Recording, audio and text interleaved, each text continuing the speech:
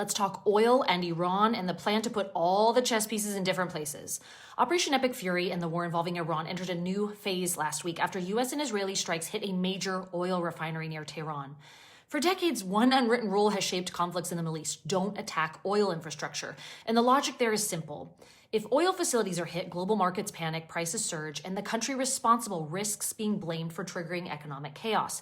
So when this refinery was targeted, many have viewed it as crossing a major line.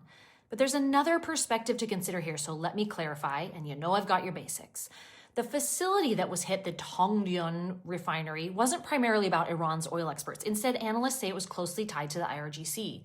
And the IRGC isn't just a military force. It also controls a huge portion of Iran's economy, including energy, banking, shipping, construction, and telecommunications. Some estimates say its network influences more than half of Iran's GDP.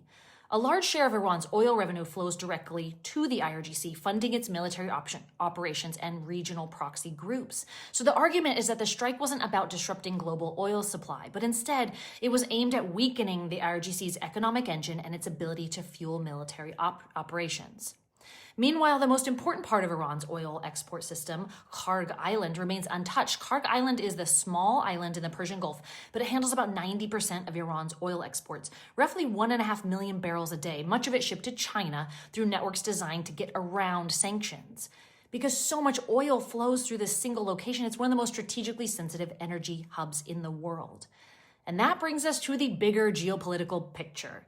China has been one of the largest buyers of Iranian oil, often purchasing it at discounted prices through sanctions-evading shipping networks. If Iranian supply is disrupted, China could lose a significant source of cheap energy.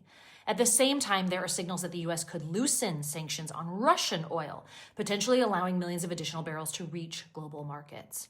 If that happens, global oil supply could increase enough to offset disruptions from Iran, helping stabilize prices. That shift could have several ripple effects. Russia would gain access to broader markets again. China might lose some of its discounted energy leverage, and global oil markets could be reshaped if new supply replaces Iranian barrels. And this is why analysts believe the strategy behind the strikes isn't just about Iran. It could be part of a larger plan to reshape energy flows and geopolitical alliances, including the relationships between Iran, China, and Russia.